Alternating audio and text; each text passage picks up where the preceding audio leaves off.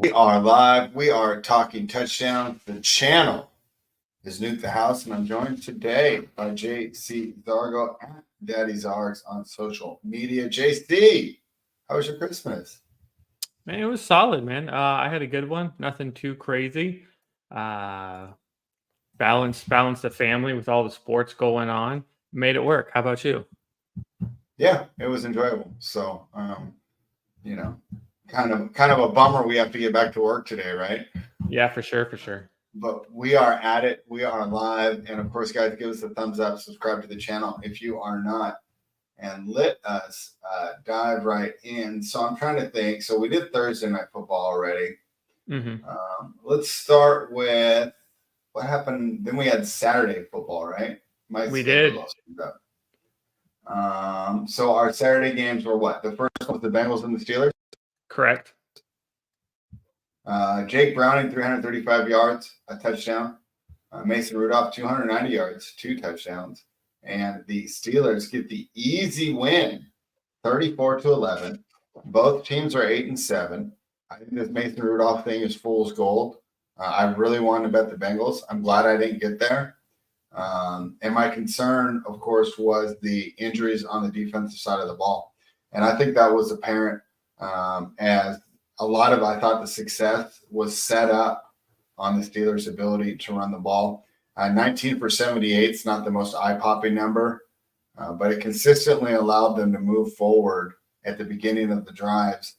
And I thought that put Rudolph in a better position to succeed, right? I mean, 3rd and 4, 3rd and 6 is so much easier than 3rd and 9, 3rd and 11. So just another Tomlin spot. It makes no sense that they would win. So, of course, they do. So, of course, we can lament that. But let's talk about how we view these teams moving forward, JC. I really thought the Bengals had a chance there. Now I'm wondering, without that nose tackle, if they can't stop the run, I don't know if they can do anything. Am I overreacting to this game? No, it was a tough one. I mean, Browning had like a Jameis Winston type game. A fairly impressive. I mean, 335 yards, an impressive showing, but he certainly didn't play that well. 42 pass attempts, 3 interceptions. It was ugly. It's kind of tough to say what. I'm not going to completely downgrade him, but we've now seen back-to-back weeks of mediocre to poor play from him. So I definitely think it's over this year for Cincinnati. I just don't see how they can scrap together, because even if they win out, I don't know with all the tiebreakers how they'll finish. I mean, you got the Chiefs and Browns, so they're not winning both those anyway. So their season's over. And the Steelers, man, I mean, you just what on earth does Mike Tomlin know that the rest of the coaches in the league don't? Because it's just so impressive how he continues to do this. He's going to have another winning season, scrape together a win when we thought he had no business winning. And that just kind of seems to be the storyline for Pittsburgh this season. And now they are once again back in the playoff hunt. That was kind of my take on it. On the Steelers, I think, you talked about Browning kind of regressing. I think we kind of have some fool's gold here with Mason Rudolph. And like I said, the fact that they lost their nose tackle the week before and they haven't had time to overcome that loss, really, I thought put them in a position to succeed. Now, I mean, I'm looking forward to next week right now. Who do they play next week? They're going to play the Seahawks. Yeah. Steelers are in Seattle. I don't think they're going to be able to get – I don't think they're going to be able to put Rudolph in those same often positions that he was in this week. George Pickens also had a career game. We'll see how that goes next week as well. But credit to the Steelers. But really, I was more disappointed in the Bengals team that I thought had a higher ceiling. I don't think they're going to be able to overcome that loss. Yeah, because despite Rudolph's incredible performance, you're not going to win a game where you're only scoring 11 points. And exactly. Yes, the Steelers have a great defense, but it's when you're working with, when you got Mixon and Higgins, you should be able to scrape up more than 11 points. All right. Let's keep it moving. In a game that I don't think anybody really watched, the Buffalo Bills took on the Los Angeles Chargers. The game was on Peacock. A lot of people didn't have it, and this wasn't worth it. I know that when they signed this game and probably paid a ton of money to have it exclusive, they thought, hey, we're going to get all these subscribers, right? Because at the beginning of the year, if we would have done this show in August, we would have said this is going to be a must-see game. This is going to be fantastic. Playoff position is going to be on the line. I can't wait to see what's going on. But the Chargers, of course, have been absolutely terrible this year. They're 5-10 now after the loss. What did you make of the Bills' victory? They win 24-22. Obviously, we saw some other teams look really good this weekend. So not the most exciting victory, but at the end of the day, they get it done, and that's all they really needed. I'm not ready to downgrade them. Weird travel, going to Los Angeles in the middle of winter, weird time for the game. But what did you take away from it? I mean, I think it just further displayed that hot and cold nature of Buffalo, as we've seen the past couple of weeks. When they got it together, man, they can run with the best of them, and they certainly are a Super Bowl contender. But on any given week, the Carolina Panthers could give them a run for their money. You don't know how much of a head coach bump maybe LA did get. We didn't think that would be a factor at all. But, I mean, Josh Allen, terrible stat line, 15 for 21, 237, 1 TD, 1 interception. And Stick had a solid game. So I think it just kind of, like I said, demonstrates their volatility in what was an extremely disappointing game. Because if Buffalo couldn't cover, I was at least hoping Chargers would win and maybe knock the Bills down a peg, but I got neither of those. That was my take. Yeah. So it ended up being kind of an exciting game, but like I said, I think unless you're really a fan of the teams, I don't think anyone's going out of their way to watch that game. So. And kind of nice time for the Bills to slide under the radar.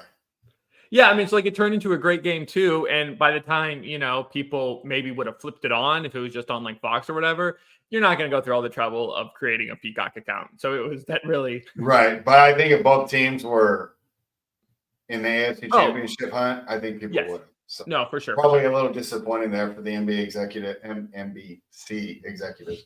Yeah. The Cleveland Browns. That was one of my easiest wins. I wish I would have made that my best bet when I went on ESPN this week instead of Indianapolis, because the final score was 36-22, but this game wasn't nearly as close as that score looked.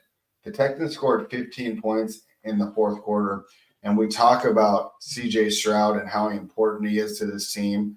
And really, he's doing a great job raising the ceiling for this team. Joe Flacco had another impeccable performance, 368 yards, 3 TDs, and Amari Cooper knocked me out of best ball, knocked a bunch of people out. And it's just so crazy how a guy who really was kind of insignificant all year ends up being the guy that you needed to have in order to advance this week. So congratulations if you did draft Amari Cooper.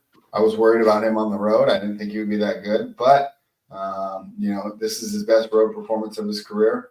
The Browns get it done. The Browns are 10-5. The Browns are a dangerous team in an AFC where each team is continually showing some holes. This defense is so good that Flacco doesn't need to be Ravens Flacco elite. He just needs to be pretty Trent Dilfer good, pretty Brad Johnson good, right? This team is that elite there on defense, and this was a great defensive performance by the team on the road, which is something we had questioned before because the Browns' home road splits on the defensive side of the ball had been pretty sizable. So great performance for the Browns, albeit against a weakened Texans team. But we got to love what this Cleveland team is doing, and Stefanski is a serious candidate for Coach of the Year. The way that he lost, they have so much money tied up in that terrible salary they gave to Deshaun Watson, and he's getting it done regardless. So all these teams can make excuses, but the Browns are getting it done. Yeah. I mean, in a season where it seems so wide open now, as we just have these teams with terrible losses and kind of everyone showing holes, we haven't really admired the consistency that Cleveland has displayed and the real threat that they could be when the playoffs roll around.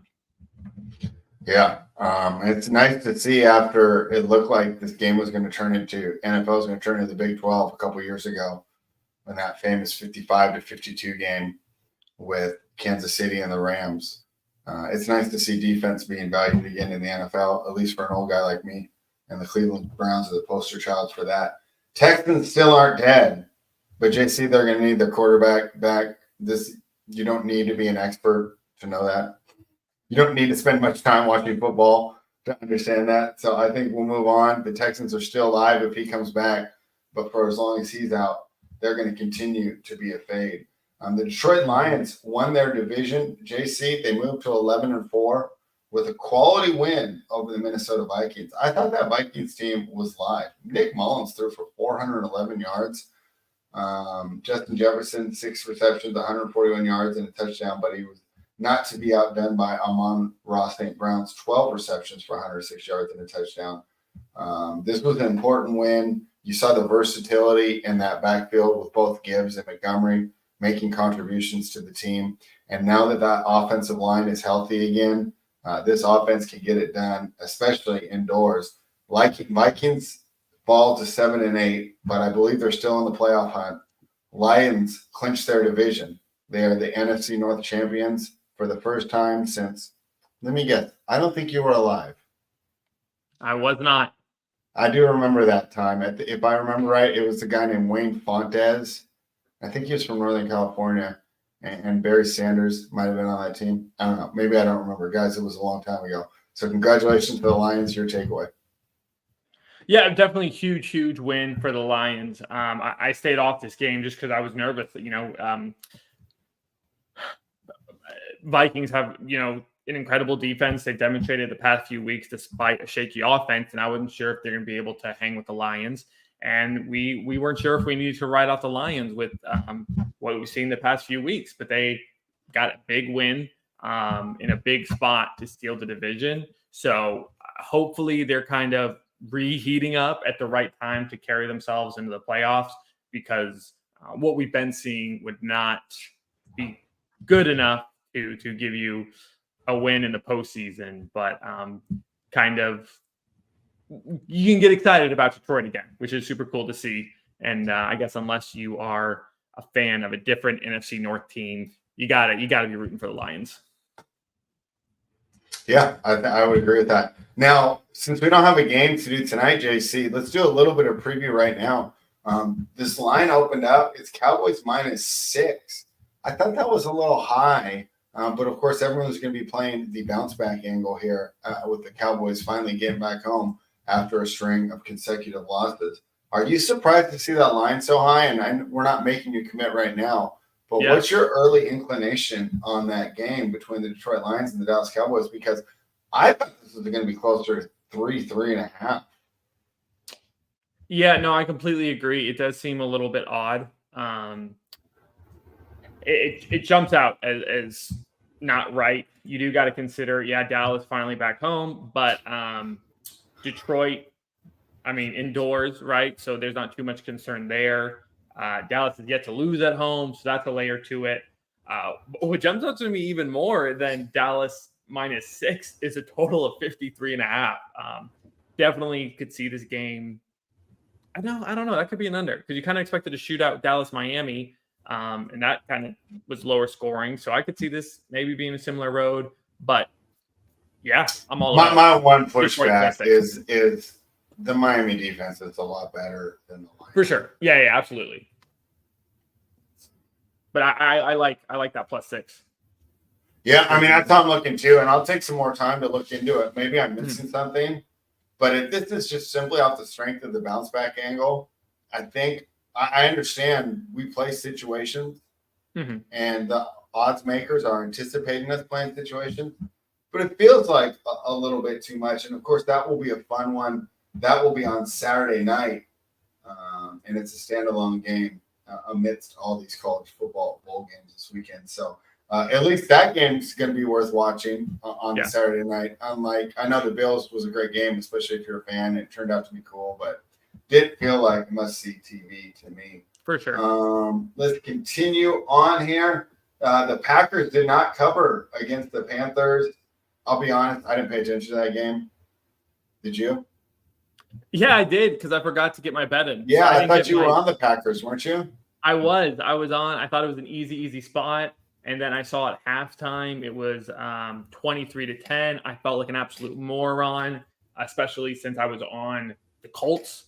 And so I was really kicking myself. And then when I saw the final, I was pleasantly surprised. It just kind of got away from the Packers in the second half. They got shut out. And Carolina took advantage of that defense, which has kind of been Green Bay's downfall this season.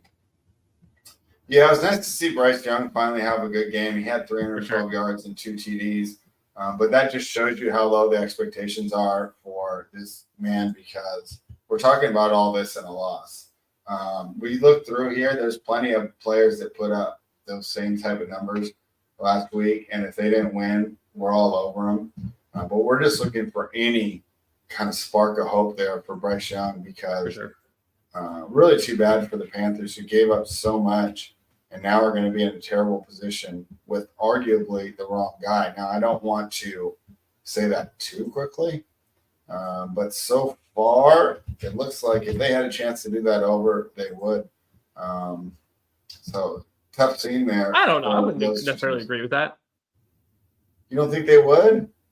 No, they could have the number one pick this year and get Caleb Williams or Drake May. Oh, okay. I basically no. I that is absolutely a bird in the hand situation because I mean we've been talking about it all season. It's this team. I don't think you can put that much blame on Young. I think this is proof that kind of maybe there is something there and he could be a great player. But my goodness, get that boy an offensive line and maybe some weapons. Yeah, and that's why I don't want to write him off yet. But if you're trading as much as they did, basically the rights to Caleb Williams or Drake May, you need to get a better return than that. Drake May is going to be a bust. UNC doesn't produce quarterbacks. Oh, all right. Well, I don't think so. We'll find out. I also didn't think Bryce Young would be a bust, and here we are having this conversation. Tyler, would you rather have Young or another go at the number one pick? You have to have a number. Huh? I think Young's still going to be good. He has the worst offensive line in the league. Yeah. I'm opposite of you. I think Drake May's the stud, and I think Caleb Williams is the one that likely busts. Yeah, I don't know if I'm high on Williams, but I can just tell you there's a good chance they could both be busts. I would agree to that point. But again, like what does Williams have to do to not be considered a bust? Patrick Mahomes' numbers, the way this dude's being hyped up? No, I think you get a Super Bowl. That's if he's. I'm just trying to think of like an average quarterback that Trevor. I think Trevor's a perfect one here. Is Trevor considered a bust? He's not as good as we expected, but he's still pretty good. Lawrence has played through his first 4 years, Caleb Williams is considered a bust. Then I think that's people with unreasonable expectations. I agree, but that's the hype that's been put on this kid. That's fair. It's so funny because I like you're right about the hype, but this dude is nothing like Burrow. I also don't. There's like big red flags on him. He throws a lot of 50-50 balls down the field that his receivers have turned into touchdowns for him. He flees a clean pocket a ton to try and use his athleticism. Good luck doing that on the next level. And we've seen his attitude problems. Those three together at the next level, that don't scream stud quarterback to me. When I watch Drake May play, that screams NFL quarterback to me. Did Mitch Trubisky and Sam Howell scream NFL quarterback to you? No, not as much. You like Howell. I like Howell, but like when I watched May play, it was like, okay, this guy's got it. Like watching him go through a drive, I think May is the best quarterback in the draft. All right. It'll be fun. I wouldn't be surprised if it's my guy Michael Penix, but we will see.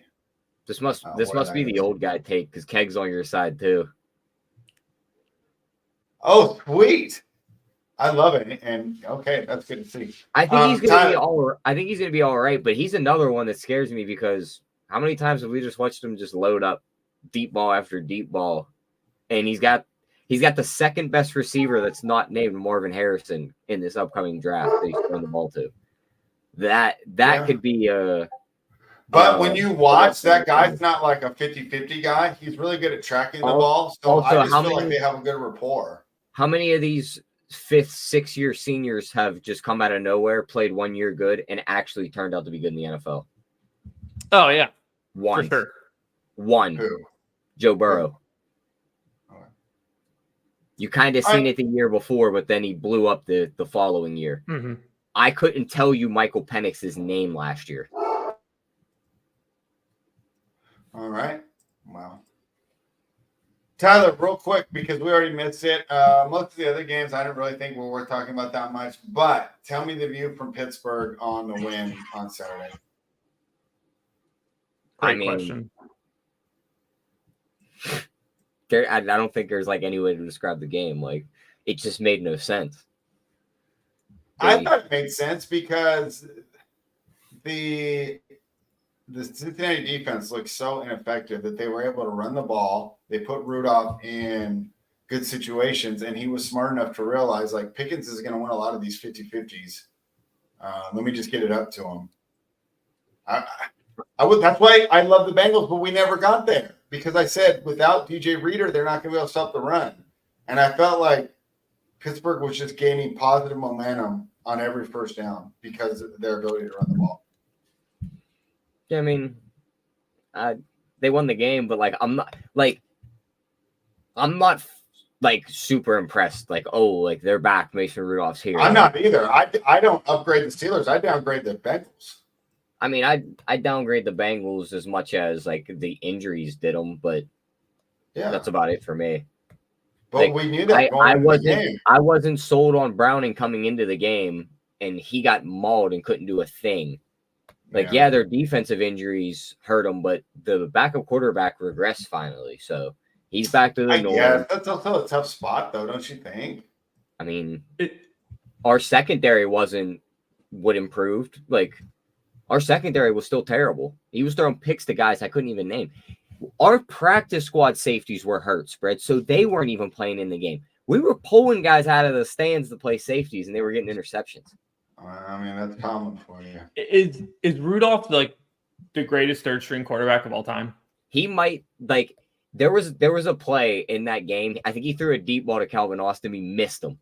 It was after they had 28 points. The crowd was going crazy. If he would have completed that pass and put a 70-yard touch, another deep ball touchdown on the board, Yinzers would have crowned him the third best quarterback in Pittsburgh history. He'd have been right behind Ben and Terry Bradshaw just off that one game performance. Dude, it's so funny. You can't even name another third string quarterback, but for some reason, this dude has just hung around Pittsburgh as the third string. He should have never been a third stringer, though. I mean, how many other teams does he a third stringer on? I say none. I mean, we're getting to the weeds. I think but again, I mean, we've talked about before that there's a couple. I mean, maybe Washington is the spot he'd be a third stringer on. He'd be a third stringer on Indy. At the Atlanta. Of the year. I mean, Indy's Miami. Who's Miami's backup? Mike White. I mean, I think they're kind of the same guy. That's fair. But I think him and Trubisky are the same guy. Trubisky's more mobile, though. Yeah. Trubisky's got a little bit more mobility, but he can't throw the ball worth a shit. Yeah, but if I see a line for Pittsburgh, I don't care if it's Rudolph or Trubisky under center. I'm going to cap it the same. Yeah, I agree. I still think all three quarterbacks are still below average. Mason just played a very good game versus a beat up defense. For sure. All right. And he has we two all agree there. Iconic injuries in football history. And they're probably going to steal a playoff spot. Yeah. And the only way that I don't see them, well, actually, this is a real chance that they don't make the playoffs. The problem they have right now is they're tied with the Colts and the Texans, who both beat them in the regular season. Yeah, but the Texans they're going to lose. They're going to continue to lose if they don't get Stroud back. Yeah, but if they're all tied at the end of the year, then one of those teams still defaults in front of them. They need to get ahead of those two teams to make that last playoff spot. I'd rather get lucky. Jacksonville might fall out. Colts might take the South, and then Texans could lose Jacksonville out. beat us in the regular season. They own a tiebreaker too. All right, yeah, it's gonna be pretty tough. We the only team that doesn't own a tiebreaker against us in the AFC wildcard picture is Buffalo, and that's because we just didn't play them this regular season. That's funny. All right. Tyler, let's just keep it moving. I didn't think there was anything else from Saturday that we need to talk about, unless you want to talk about the Bills. No, I mean the Chargers just They got they the showed win, up. letdown spot. Yeah, Chargers showed up after getting blown out by the Raiders that Thursday game. It was a lot tighter than people thought it was going to be. Buffalo was able to etch the game out in the end. That's pretty much it for me. All right. The next game I want to talk about, let's take my L. I gave out the Colts. I thought that was a really good play. It was not. It was terrible. I watched it. I have my own theories, but I'd love to hear what you guys thought first. My initial thing, of my handicap, what I got wrong, the Colts just weren't able to stop the run, and I thought they would be able to. I thought the strength of that defensive line and those linebackers would be able to keep them in check, and that simply wasn't the case. Bijan Robinson had one of his best days as a pro. Fairly disappointing pick for me, Tyler. Where did I get it all wrong? We both got this one wrong, so this is a we thing. Yeah. And I'm gonna say we didn't identify the defensive injuries beforehand. We kind of just bought in on the number too quickly. When they flashed that defense across the bottom of the screen, and it was like rookie. It was like, oh, this is why they were underdogs. And Atlanta, as bad as they were able to move the ball against a defense that just never played together before. I mean, even Heineke throwing the ball, there were guys wide open. And you've seen plays where the safeties be yelling at it, like the cornerbacks, not yelling at them, but like their hands are up, like what's going on? Because these guys have no chemistry. They never played together before. So we didn't identify that. I think that is the major thing that we screwed up on. If I would have seen that beforehand, I had a guarantee we wouldn't have played that play. Yeah, I was disappointed, and I felt like we could have stayed away from that one. JC, what did you see in that game? And for me, it was a bigger thing of Atlanta's defense. So while Atlanta's offense had, a better game than anticipated, I thought Indianapolis would show up and score, enough points to just outpace them. So I'm not surprised Atlanta put up 20 or so, but I thought Indianapolis would get 30 on Atlanta. So that's kind of what went wrong for me and my approach on this game. All right. Let's keep it moving. The Seattle Seahawks squeaked one out against the Tennessee Titans. Ryan Tannehill returned to the field, but it was not enough as the Seahawks made a late surge to win this game 20-17. Geno Smith was passable with 227 yards and 2 TDs. Tannehill didn't throw for a touchdown. Derrick Henry threw for a touchdown. And this was a close game, but the Seahawks got the win. Your thoughts, Tyler? Yeah, I mean, this was an ugly one. I thought Seattle was going to be a very easy win. They were not. Their offense, they should have went with Drew Lock. Geno looked bad to start the game. It started them behind the 8 ball. Mm-hmm. Tennessee was able to get the ball moving, got the offensive momentum going. A couple bad turnovers from Seattle. And in the end, they were able to etch it out. But I think they should have started Drew Lock, and they wouldn't have had that problem. Maybe they fight into the playoff picture, but I don't know. It's been a tough one for them. You think they should run the rest of the season with Locke instead of Geno? No, I mean, I think they should have gave Geno a little bit more time to get healthy. I don't think he was anywhere near 100%, and it's that thing where it's like, you're our starter, we're fighting for the playoffs, we gave you $100 million, I got to go out there and play. Yeah. JC, what did you think of that game? I didn't even know this game was being played until I was watching highlights Sunday night, so I got nothing. Okay. Let's move it on, Tyler, to another quarterback that I don't think should have been playing. Trevor Lawrence and the Jacksonville Jaguars fall to 8-7. Baker Mayfield and the Tampa Bay Buccaneers improve to 8-7. Wow. And this is why, people are going to talk about Trevor, right? Well, look how bad Baker looked when he was playing hurt. Remember? And nobody wanted to sign him. Now he's healthy. He's in a good system. And I do think he benefited from that time with McVay. I know it was short, but that really seemed to give him a jump start. And he's taking that momentum and he's building forward. So I'm not going to sit here and slander Trevor for his play. I'm going to slander the organization and maybe his willingness to go out on the field. I know that we want to be tough, and I know that players are playing through injuries at every single position. And so I think it's hard for a team leader to sit on the bench when they could get out there. But at this point, I think he's really hurting the team. Am I just making too much of one position here, Tyler? Is this just an overall problem with the Jaguars? Or is this, a Trevor issue? And if he was healthy, they wouldn't be having these problems. No, I mean, I think if he was healthy, they'd be a little bit better, but they got other injuries to worry about. Some of the offensive linemen are banged up. Christian Kirk's not there. They lost A. Jones also, so it was Ridley running the only routes. Evan Ingram he's a tight end. He doesn't do much. And once your offense starts to fall apart, we've seen it with this team specifically. You lose a piece, they just don't look the same. And they didn't look the same on Sunday. So I think once they get healthy, they could look a little bit better. I'm not sure they get healthy by the end of the season. I don't think they get healthy this season, do you? No, I don't think so. So I'd probably end up staying away from them for the rest of the year. Yeah, really too bad for Tennessee. Boy, at one point were they 8-3, and they lost 4 games in a row. At one point, they looked like they could seriously be in contention to win the AFC. And now it just doesn't feel that way. JC, would you like to talk bad about the Jaguars? Would you like to give some credit here to the Tampa Bay Buccaneers? Because I feel I'm not the only one who did this. We kind of swept the Buccaneers resurgence under the rug, and we just want to talk about the Jaguars. You mean like going into the season?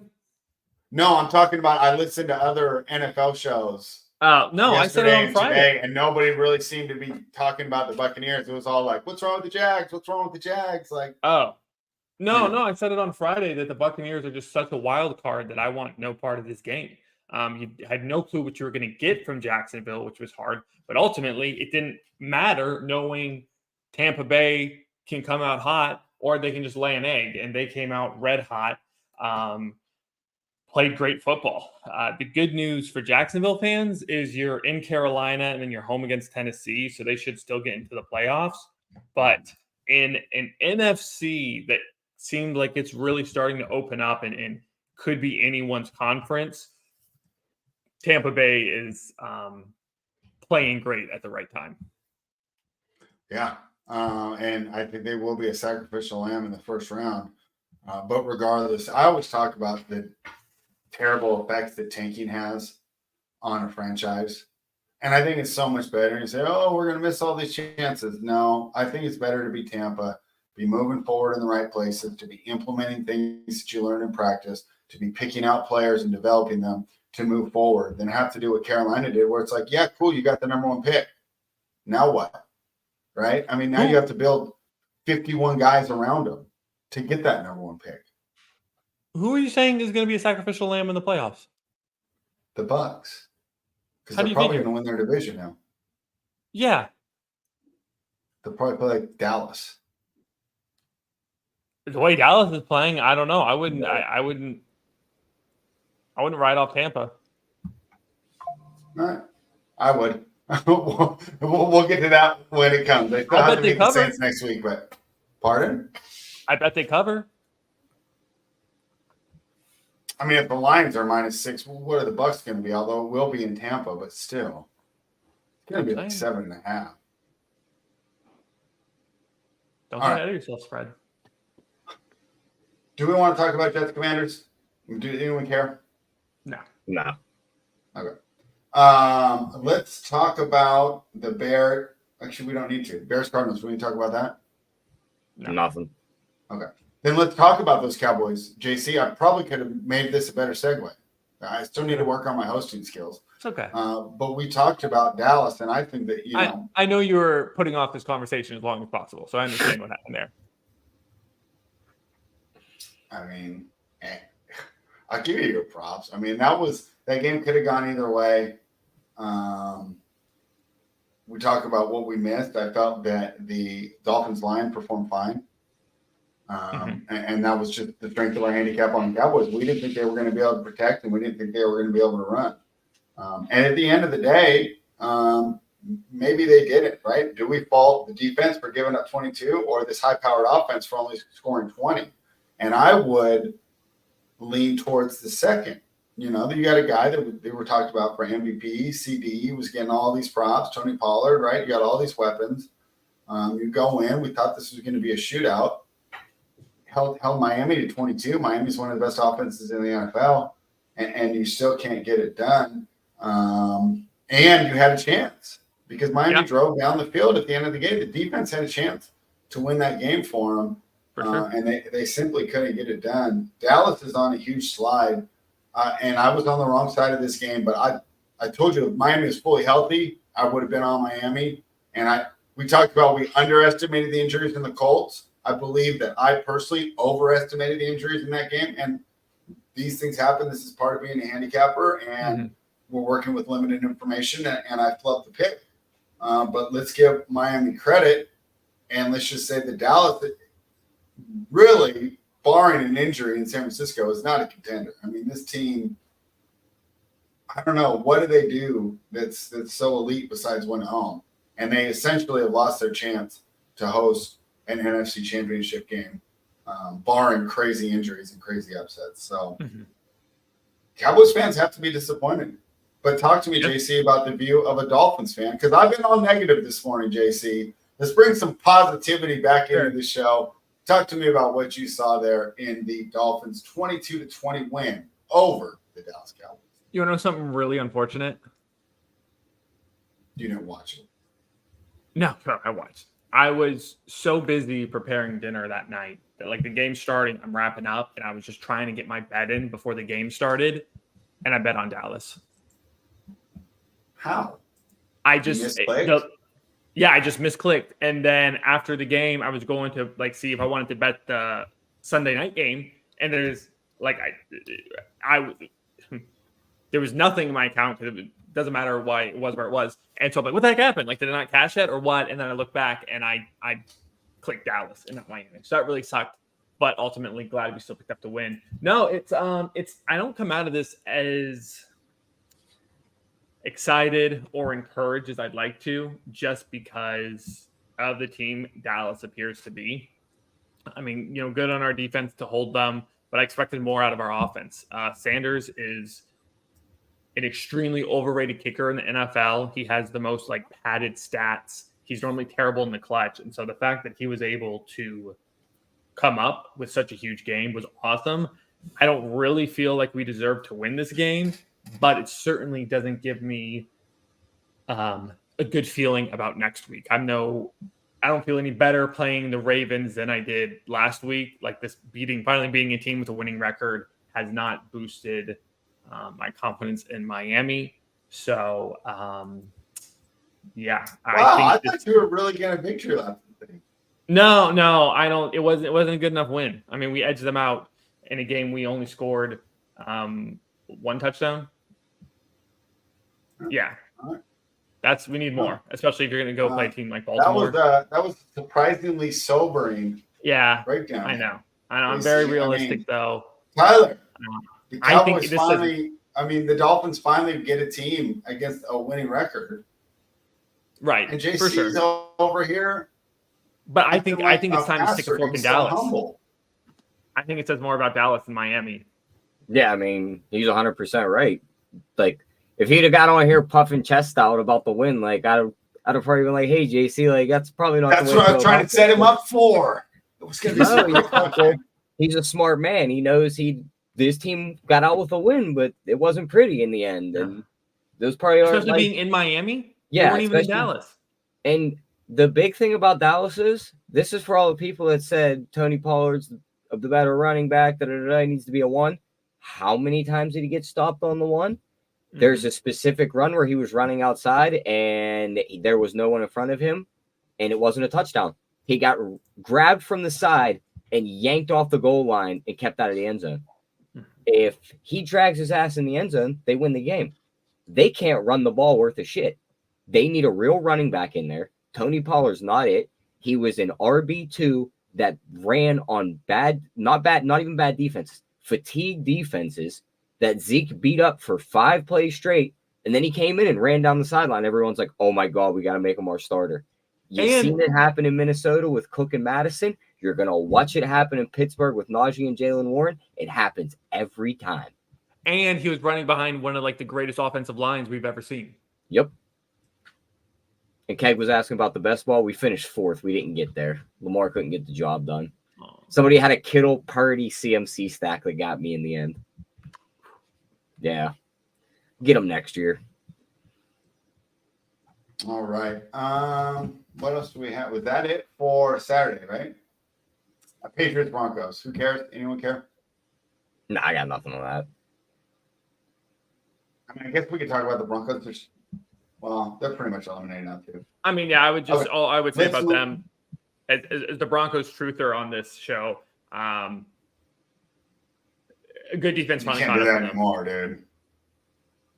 Can't do that. No, anymore. I mean, like it was their defense carried them during that run, and defense isn't playing as great, and that offense, that mediocre offense meeting a great defense in New England, it was doomed. I didn't touch that game because I had a feeling it was going to go that way. A lot of my best bets this week were just bets I didn't place. I wasn't bold enough to go the other way, but I'm just like, I don't like this angle now. I think it's a weird weekend too, especially in the NBA. Tyler, we talked about how this week just sucks, and we'll talk about that in the NBA rundown coming up. But at least in the NBA, the games really don't matter. I mean, these guys are playing the most pivotal games of the season, and they have families and children and everything to worry about as well. I guess it's always been like that, but I guess I felt it even more this year with 3 games landing on Christmas Day. And I woke up and I got the best present that I could get. And it's the Las Vegas Raiders and head coach Antonio Pierce cashed my over 6.5 win total that I placed on the Raiders to begin the season. And I thought this offense is too good. They're going to just luck into some games, and they had a really easy schedule. I thought that it was going to come down to next week. That we were sitting at 6. I said, oh, we'll lose the Chiefs. Then we play the Colts in Indy. That's our last chance. A team we matched up well against. But that was not the case. Unfortunately, I mean, this was a weird game. This was not on the strength of the offense. Scored 20 points. Quarterback threw for 62 yards and didn't have a completion for the last 3 quarters. I mean, this was literally like 1933 all over again. This is what I can imagine football looked like with leather helmets on. He didn't throw the ball. On the other side, Patrick Mahomes kept turning the ball over. The Raiders defense, it looked like the Browns and the Ravens. I haven't seen this for like 20-something years since we had like Warren Sapp and Greg Beekert and oh my gosh. Charles Woodson, right? I mean, but when we see defensive play this way, so I was totally happy. And like I said, I don't care about draft position. I want my team to look good. I want my team to be moving in the right direction. So I don't care that we dropped a couple slots. That was a great win, and it was really exciting for me. But Tyler, obviously the Raiders are still irrelevant unless you're a fan. Talk to me about the Chiefs. What do we make of this team? This team's fallen to 9-6. It's the most losses Mahomes has ever had in the regular season. And as much as, we want to say he doesn't have any receivers, which he doesn't. I mean, which is which? He doesn't look fast anymore. He doesn't look quick. Is this all a reflection of the fact that you look faster and quicker when you have guys that are open to throw to? Kelsey's not finding the holes in the zone like he used to. I mean, he's 34 years old. Look at all the beating he's taken. And none of these guys, they all have the opportunity, right? Rashee Rice, Justin Watson, Justin Ross, all these guys, right, had opportunities to really become stars in the NFL. And they blew it. They're going to look back on their career and they say, man, I had really had a chance to be a top guy in the league, and we blew it. Tyler, start with you. What do we make of these Kansas City Chiefs? And if you want to talk about how great the Raiders are, you're welcome to do that as well. Yeah, I mean, Chiefs are absolutely broken. Finally caught up to them that they didn't want to re-sign Tyreek Hill or get any other receivers to replace him and just think Mahomes is just going to make it work. Even last year when they won the Super Bowl, the weapons were, I'm not going to say they're drastically better, but like Juju on this team right now would be head and shoulders the best wide receiver on this team. He'd be way better than Kadarius Toney. He'd be way better than MVS. I think the only guy he might not be better than was Rashee Rice, and he wasn't even there last year. You're fully relying on a rookie. Kelsey fucking sucks. ever since he started dating that pop star, he's too good for football now, so he could retire and go somewhere else. He's useless at this point. He can throw his helmet on the sideline and cry, but that dude's head's not in football, and you can tell. Mahomes is frustrated as shit because his offensive line can't block for him. The defense is the only thing that's doing anything right, and they can only do so many things right before it's like, all right, now we've been on the field too long and we're just gassed. So they need to get him receivers, and they just need to get him weapons. Like, that's plain and simple. Once he gets his weapons back, that team will be back to normal. Yeah, I mean, they built a great defense down there in Kansas City, but it doesn't look like it's their year, JC. Is there any hope for the Fighting Arrowheads down in Kansas City? Yeah, you know what I think is really interesting about this conversation is it's not that Mahomes doesn't have good weapons. He has horrible weapons. He has weapons that are holding him back. Like, he doesn't need a stud receiver. He just needs these guys to catch passes that hit them in the hands and to not make stupid mistakes. And so I don't think, he certainly isn't the problem there. And it's not like, any type of GOAT conversation of, look who Brady had. He just needs people who aren't morons. It's like the scene in The Sandlot. Like, just stick your glove out in the air and I'll take care of the rest. And these guys can't even do that for him. So I don't think that's what's going on in Kansas City. I'm shocked they don't have someone on the practice squad that could do that much for him. I don't know how they keep running Kadarius Toney out there. It's hard to watch. But that's where they're at. Just they don't have anyone else. There's no other option. That's like I say when people want to fire their coaches. Well, you better have someone better.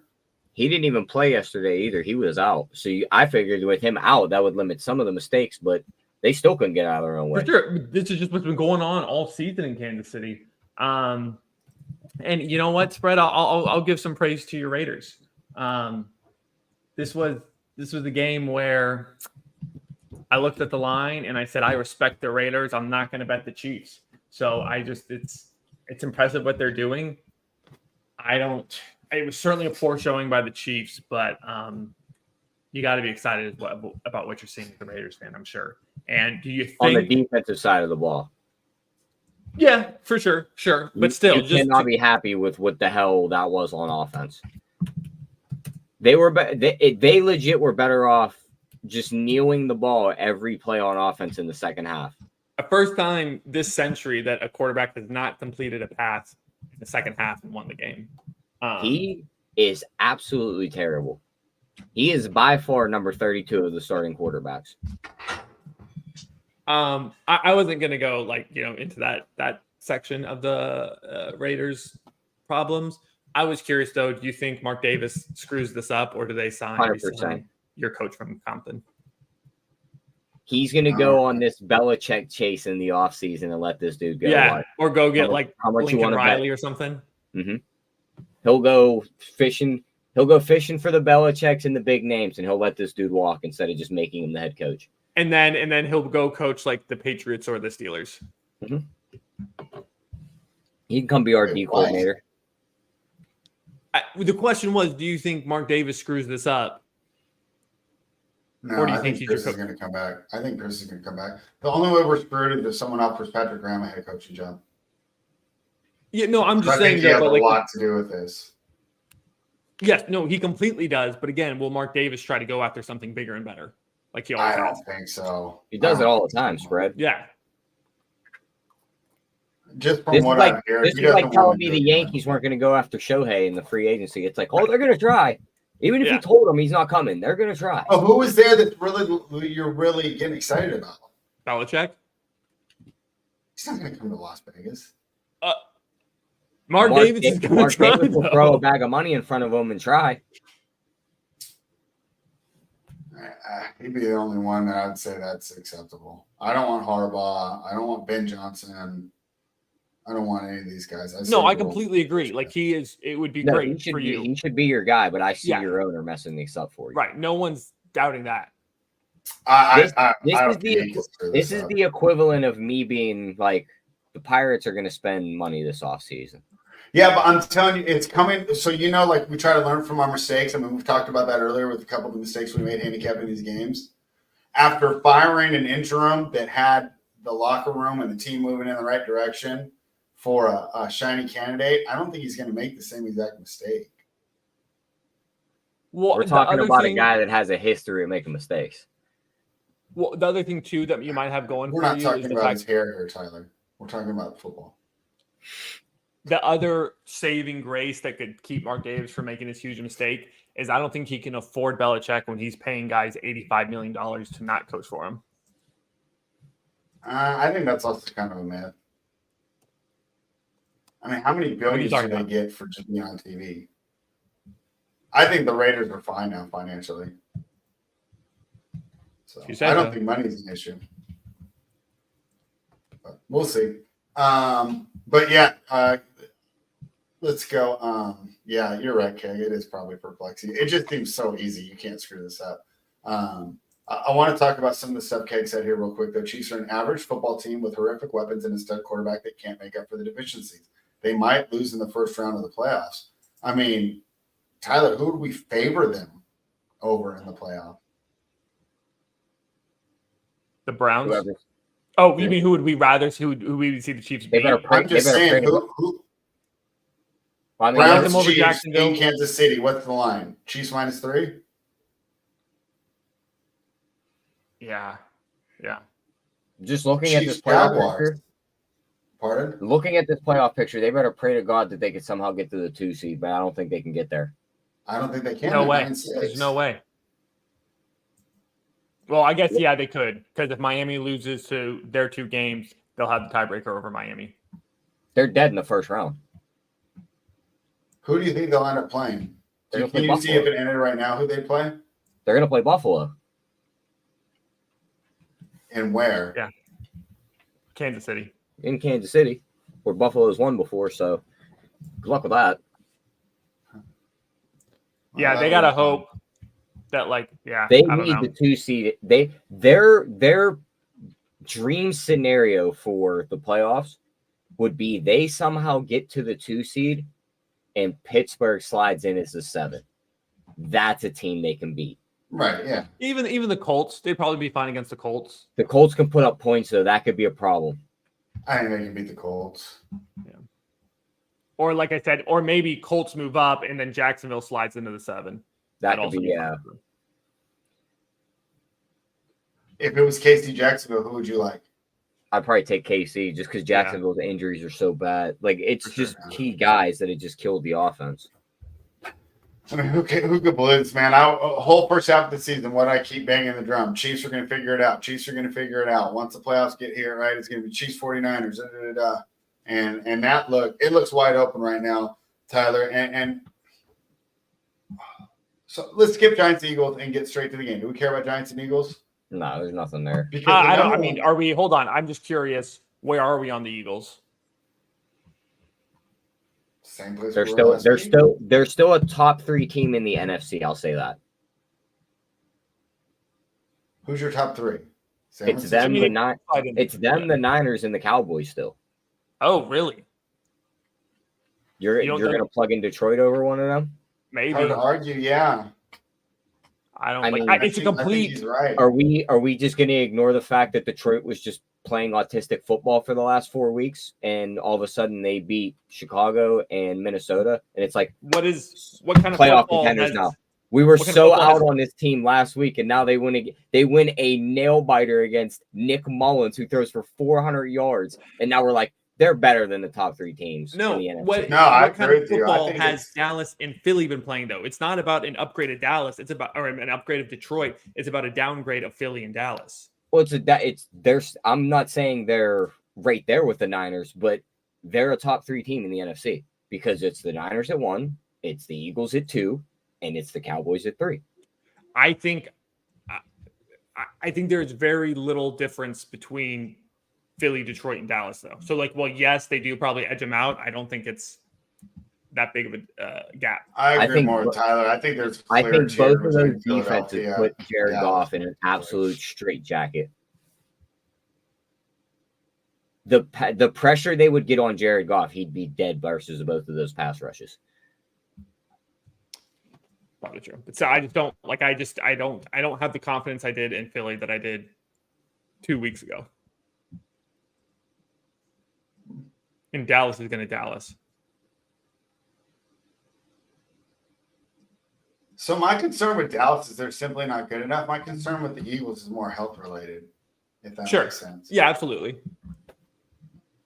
And All right. I mean, we're about to get into it. Go ahead. I'll wait. Go straight to it. I mean, everyone watched. Yeah. It was the game of the night. The Ravens made a statement in San Francisco.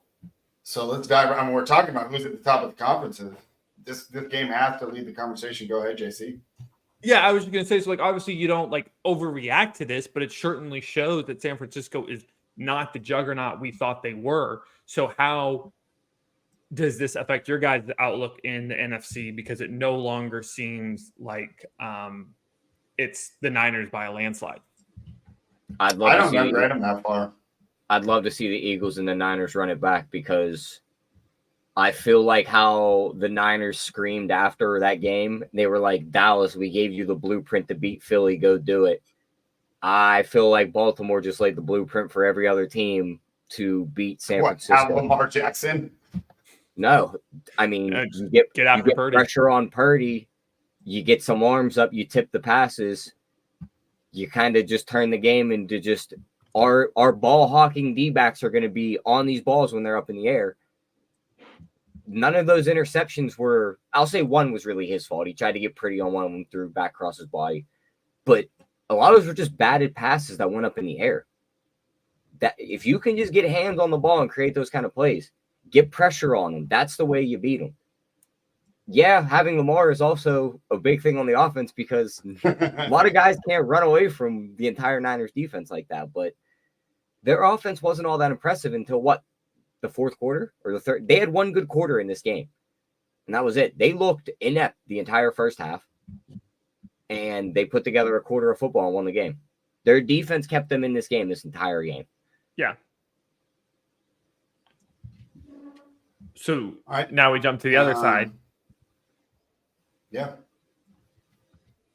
So this is the week to get your futures in for sure, because while it does look like Baltimore's kings of the NFL right now, none of us, I think we can all agree, Baltimore is not as good as they appeared to be last night. Like they're not that much better than everyone else. So they're going to be a little. Wait, why do we agree on that? Well, I mean, I know Tyler's been saying it all season that it's the downfall's coming. I wasn't sure if you're on the same page as that or not. No, I don't know if I am. Can we is he just gonna go on like a mythical run with these weapons he has? Like we talk about Mahomes not having weapons. Like, yeah, Zay Flowers is good once the ball gets in his hands, but how many times do we watch the ball explode off his hands? OBJ catches 1 to 3 balls a game. Rashad Bateman sucks. Likely's just playing tight end to fill Mark Andrews' role. Likely's doing well. He's doing all right. He's not. Yeah, but he's no Mark Andrews. He's no Mark Andrews. I'd say he's doing better than they could have hoped for Mark Andrews. I mean, they knew this guy was decent, so I think he's doing exactly what they expected. But for sure, without Mark Andrews and the weapons he has, Gus Edwards as your only running back now, and Justice Hills is back up. Like, I don't think these weapons could die at any moment. Is my point. Yeah, but I mean, that's a salary cap NFL. There's no complete teams. No, for sure, but there's one. There is one. Well, there's not. I mean, we can pick apart the same way we're picking apart Baltimore's offense. We can pick apart Miami's defense. Not if they're healthy.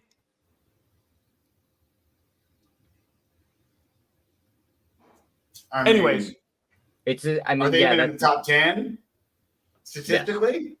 Yeah. Okay, if they aren't, it's just because of the first half of the season when but injuries happen. I mean, we can't just sit here and go, we're going to be healthy for. Yeah, no, it's a fair point. But okay, while I won't lie, I already locked in Baltimore -3. Say Miami goes to Baltimore, beats them by a touchdown or more. What the heck happens to the outlook on the season and the Super Bowl odds and the MVP odds?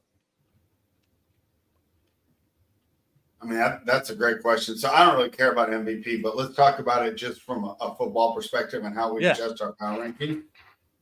I mean, it would upset the apple cart. We'd clearly move Miami into the number one spot in the AFC in our power rankings, regardless. Because what are our concerns for this team? Miami? Their ability to beat good teams on the road. Mm-hmm. Yeah, and just inexperience in the playoffs. Because if we knew right now that Miami had home field the whole way through, and they're going to play every game in Miami, we bet. At least I would. Yeah, but I don't think I really don't trust this team to win a game on the road. And yes, they beat the Cowboys at home, and yes, that was a great win. And yes, we're going to upgrade them. But I think this challenge they're going to face this week is even higher. What are a couple edges they're getting? I don't want to say potential letdown spot, but we know that was a tough, hard-hitting game. Yeah. And they have to be feeling good off it. They're also playing on a short week. So a little bit of edge to Miami, right? While Baltimore was out there playing last night, Mike McDaniel's watching that game. Scrolling up, they want to play this defense against the night, right? It's very similar offense. Yeah. Didn't he just get, hey, this is how they're gonna shut down the Shanahan/McDaniel's offense? Mm-hmm. So he got tape of like what they're going to do against that specific scheme. Mm-hmm. Couple good advantages here for Miami. At the same time, I don't know if I trust this team outdoors. Miami? Yeah. Why? Where is this dialogue coming for about outdoors and on the road? Is that just a general playoff game on the road? Florida teams on the road. Huh? We always fade Florida teams on the road. Okay, that's fine. I mean, it's like they haven't really demonstrated California teams too. I'm not trying to be a super hater. Yeah, Same deal, right? No, I mean, I'm not worried about. I mean, sure, if you got to go play like in Buffalo or something, but if they got to go, I mean, I don't think Baltimore is that crazy of a place to play. Yeah, Robertson's going to be 50 and sunny, so that's another good advantage for you guys. Yeah. And yeah, so I mean, I'm shocked, honestly. Miami's the third favorite to win the Super Bowl right now. That does not seem right. And so that's what I'm saying. It's the time for futures. San Francisco's still the favorite, but San Francisco 240 probably. Baltimore 2, Miami 240. 3. Huh? It goes San Francisco, Baltimore, then Miami? Yep. So I don't think that's wrong. Do you? Would you rather have a Miami ticket or a Philadelphia ticket? Probably Philly. Philadelphia fully healthy. I'd rather have them, but I don't trust them to be healthy right now. I don't know if Hurts is ever going to get it right. I mean, if it's not San Francisco or Baltimore, I'd probably go all the way down to Buffalo, maybe LA. That's fair. I mean, yeah. So, but as I was saying, you get your futures in now because this is the good numbers you're going to get for San Francisco at plus 240. And I mean, Baltimore plus 400 is pretty solid. But then again, if you look at the MVP race, that's just interesting because Lamar's a heavy favorite now. McCaffrey, Tua, Josh Allen. What happens, like I said, if Miami stomps? Tua would have to stomp this Baltimore team, like 404, 350 and 5. Sure. If they beat Baltimore in a nail biter, what do we think CMC is going to do to the Commanders' defense this week? Oh, sure. Yeah. There's your favorite next week. So you think get in McCaffrey? If Lamar doesn't win out and he gives a reason for it not to go to him, and Tua doesn't absolutely just shit on them on Sunday, which then I don't see CMC to lose. I could see Miami 7-10 point victory, but it's not going to be. Those MVP odds last night in that game were something to watch. Just having that on your screen and just watching them tick around. Yeah. After the second interception, McCaffrey went from 12-1 down to 4. And then he pounded in that touchdown run. And then he was plus 110. Purdy was plus 150. And Lamar was 2-1. If the Niners climbed out of that game with a win, your favorite today is CMC, not Brock Purdy. 100%. What would it take for Josh Allen to get the MVP? I think last week killed his odds. Okay. He didn't do it. Like if he would have like pounded the Chargers, put up crazy stats, won out the division with big games, it was his.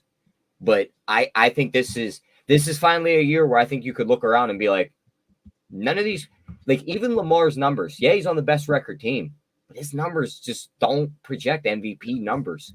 This is going to be the year I think they go, all right, it might go to a running back or a wide receiver. And honestly, I think you're better off grabbing Tyreek at 22-1 over Tua at 9-1 because 100%. If Miami somehow stomps Baltimore, Tua's going to have 250 passing yards, 150, 200 of them are going to go to Tyreek, and then they're just going to run the ball like Achane and Mostert are going to get the rest of the yardage to carry that large margin of victory. So I feel like stack McCaffrey and Hill. Just for instance, now like what's Hill's offensive player of the year right now? Because plus 170, he's second behind McCaffrey. That's not a bad bet either, because if CMC jumps into this MVP favorite, he's not winning both. Correct. Any take on this award spread? Yeah. Yeah, I want to talk about what Robert says. Robert. No, I fully agree with him. It's become a quarterback award, but if there's But if there's any year to get away from it, it has to be this 100%. Year. Yeah. Especially, it's not even to me, if I was doing the voting right now, I'd do Tyreek Hill 1, Christian McCaffrey 2. In my mind. Just maybe I'm defining it wrong, but just the players who have the most impact on their team winning right now. The most valuable player to me is Tyreek Hill because he makes that whole everything they do go. And I know it was great that they put up numbers with him the week that he was out. Doesn't mean he's not valuable. Same with CMC. The 49ers could win with him out. They were winning. They made the Super Bowl without him. He's not the key to the offense. He's just so damn good. So I would hope that this is finally the year that we don't just auto give it to a quarterback and then one of those two men win. Well, I think what really helps that case, right, it's not even it's the combined efforts of really mediocre quarterback play across the league. And we got a running back and a wide receiver doing things we've never seen before. So like that, if you had just one of those things, maybe not. But those two combined things, I think it's got to be McCaffrey or Hill this year. Yeah. So, I'm sitting on McCaffrey ticket to 22 and 20-1, so I'm fine with them winning it. Yeah, and I think that's a great play by you, Tyler. All right, let's talk about real quick before we like to overreact. That's the point of the show. After what we saw yesterday, Tyler, who would be your new prediction for the Super Bowl? I mean, it's just a rematch of last night.